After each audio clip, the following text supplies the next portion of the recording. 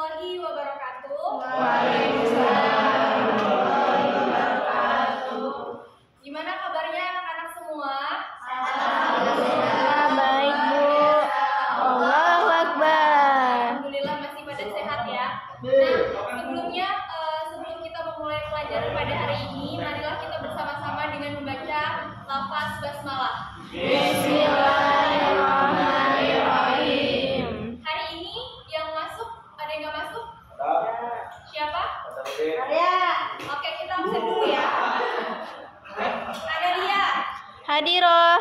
Anissa Prilia, Hadir. Pak Jarudin. Ini kenapa Pak Jarudin? Sakit asam lambung. Dedi Mubarok, Dir. Dwi. Oke, jadi yang nggak masuk cuma Fajar ya? Iya, Bu. Sama Arya. Jadi hari ini ada yang tahu kita mau bahas materi apa? Belum. Oke, jadi hari ini kita akan membahas teladan dari kisah Fatimah dan Uwais. Ibu, diatur dulu Ibu. Jaket kemana? Udah balik. Apa balik? Ngapain balik?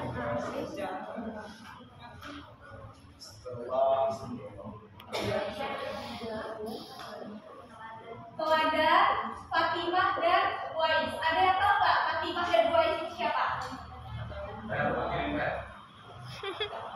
Nggak tahu, Bu. Ada yang tahu Fatimah ini siapa? Jadi Fatimah ini adalah putri bungsu dari Nabi Muhammad Waalaikumsalam. dengan Khadijah. Nah, jadi Fatimah ini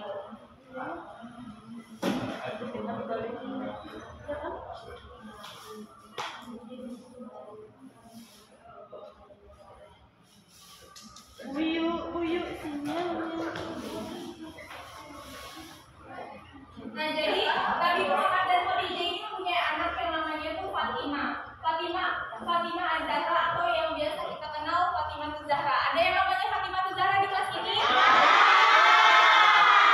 Ada ya? Alhamdulillah ya.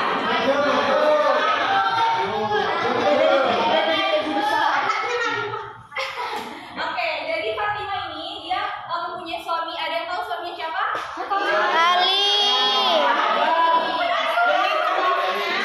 Oke, jadi benar ya, Ali bin Abi Thalib. Nah, Fatimah dan Ali bin Abi Thalib ini mempunyai anak, siapa namanya? Oh, Ali bin Abi Thalib bukan Ali bin Thalib.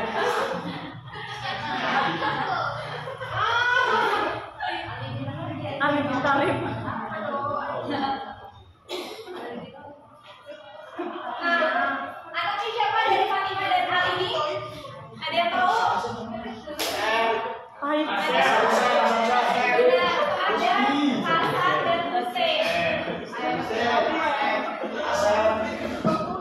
Nah, jadi ini ya, Fatimah ini adalah anak dari Nabi Muhammad dan Khadijah, dan dia menikah dengan Ali bin Abi Thalib. Setelah itu dia mempunyai anak yang bernama Hasan dan juga Hussein. Nah, Fatimah ini adalah masa kecilnya dia itu tinggalnya di Mekah, dan ketika masa remajanya dia di Madinah. Ketika masa kecilnya si Fatimah ini dan keluarganya yang sudah kita ketahui bahwasanya dia sangat berjiwa yang sabar, dan juga pada saat itu mentalnya dan juga keluarganya tuh hancur karena itu adalah awal perubahan dari dari Nabi Muhammad yang ketika waktu itu memulai dakwahnya. Jadi dia ini sangat sengsara gitu ya di masa kecilnya di mana tadi?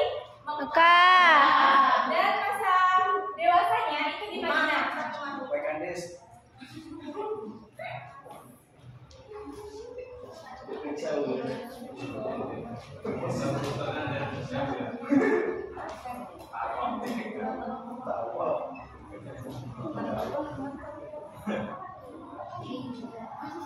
Nah, jadi masa kecilnya di Mekah dan masa dewasanya di Madinah.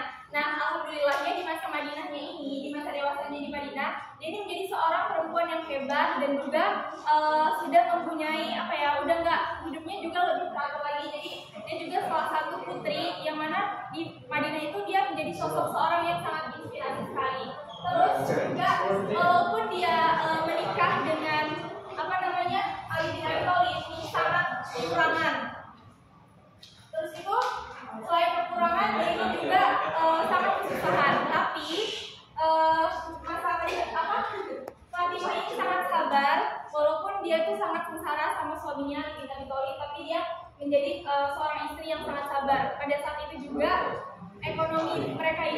sangat tidak stabil karena banyak faktor juga.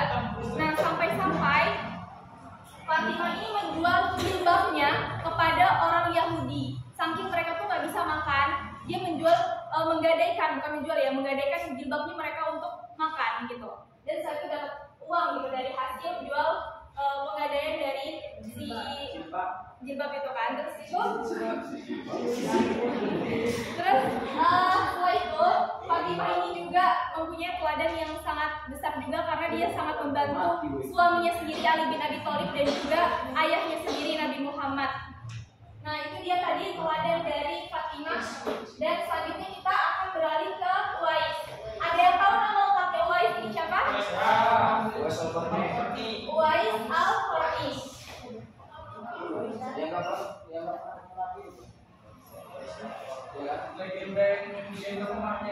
Ya, jadi Uwais Al-Qarni ini adalah salah satu penduduk Yaman yang mana dia ini sangat sengsara. Jadi ayahnya sudah meninggal, jadi dia tinggal sama ibunya. Ibunya ini adalah seorang tunanetra.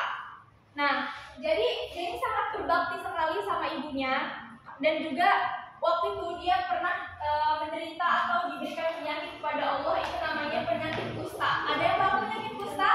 Penyakit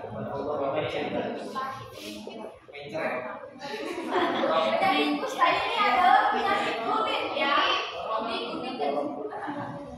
Nah, jadi penyakit kusta ini adalah penyakit kulit yang mana ini sangat menular juga dan juga kronis. Jadi benar-benar parah banget kusta ini. Terus juga dia juga sangat mengganggu kekebalan tubuh kita juga. Jadi pada saat itu Uwais Al-Qarni ini menderita penyakit kulit. Tetapi teladan yang bisa kita ambil dari Uwais Al-Qarni ini, dia adalah orang yang sangat sabar ketika menghadapi sebuah ujian dari Allah Subhanahu wa taala. Dia tetap berusaha dan juga sehari-harinya dia itu menggembala domba kerjanya, dan juga dia menjual dagangan-dagangan di pasar itu dari orang lain gitu. Nah, pada saat itu Uwais Al-Qarni ini ibunya ingin meninggal. Nah, ingin meninggal dan meminta satu permintaan kepada Uwais. Ada yang tahu ini permintaannya apa? Iya, benar. Jadi permintaan ibunya Uwais ini adalah untuk naik haji. Tapi pada saat itu yang Uwais ngerasa kalau misalnya dari jarak rumah ke Mekah itu ribuan kilometer jauhnya.